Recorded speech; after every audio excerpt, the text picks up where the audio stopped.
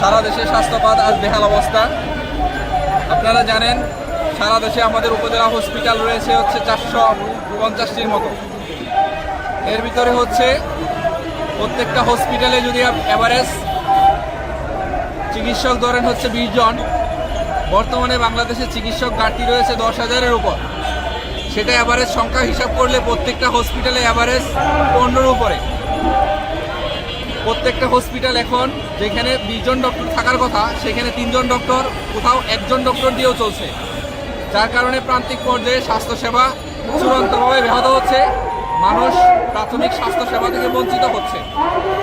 উপজেলা হসপিটালগুলো ডাক্তারের পরিবর্তে প্যারামেডিক, নার্স এবং ফার্মাসিস্ট দিয়ে চলতেছে, যার কারণে মানুষ উপজেলা হসপিটাল থেকে মুখ ফিরিয়ে নিচ্ছে, প্রাইভেট হসপিটালমুখী হচ্ছে এবং মেডিকেল কলেজ হসপিটালগুলোতে চিকিৎসার জন্য ভিড় করছে, যার কারণে ফ্লোরেতে মেঝেতে শুয়ে দূর দূরান্ত থেকে মানুষ সাধারণ চিকিৎসার জন্য চলে আসতে হচ্ছে।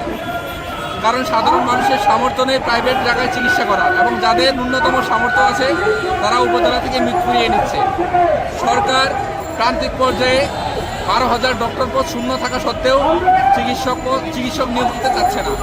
আমরা 48তম বিসিএসে 44,000 ডক্টর পরীক্ষা দিয়ে চূড়ান্তভাবে 5,000 ডাক্তার উত্তীর্ণ হওয়া সত্ত্বেও সরকার সেখান থেকে সবাইকে নিয়োগ না দিয়ে গুটি কত হাতে গোনা 3500 ডক্টর নিয়োগ দিচ্ছে, যার মধ্যে আগের বিসিএসের প্রায় রিপিট ক্যাডার রয়েছে 1500, যার কারণে চূড়ান্তভাবে প্রায় 2,000 ডক্টর নিয়োগ হচ্ছে।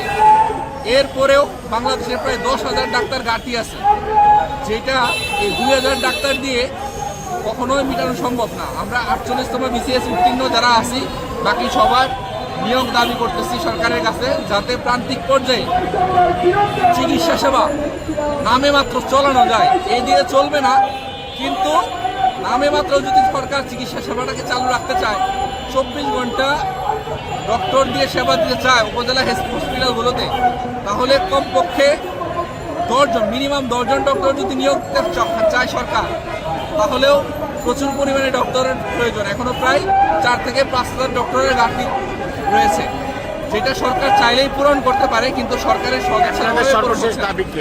আমাদের সর্বশেষ দাবি হচ্ছে আমরা 48তম বিসিএসে উত্তীর্ণ যারা আছে বাকি সবার নিয়োগ দাবি করতেছি। সরকার চাইলে এখান থেকে 48 বিসিএস উত্তীর্ণ ডাক্তার যারা আছে সবাইকে নিয়োগ দিতে পারে, তাহলে চিকিৎসা সংকট কিছুটা হলেও লাঘব করা সম্ভব।